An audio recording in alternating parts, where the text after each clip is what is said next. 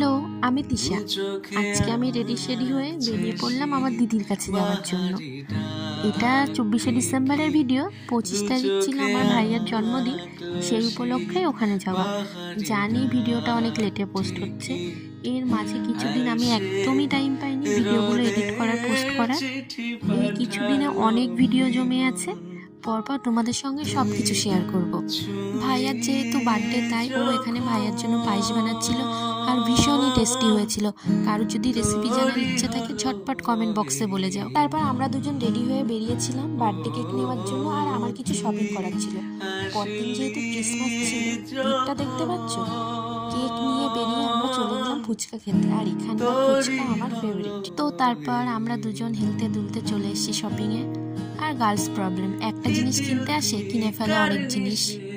তারপর আমার শপিং শেষে দিদি আমাকে টেনে নিয়ে যায় সংসারের জিনিসপত্র দেখতে। ছোট থেকে যখনই ওর সঙ্গে শপিংয়ে এসি, আমাকে টেনে নিয়ে গিয়ে ওই সংসারের জিনিসপত্র দেখতো।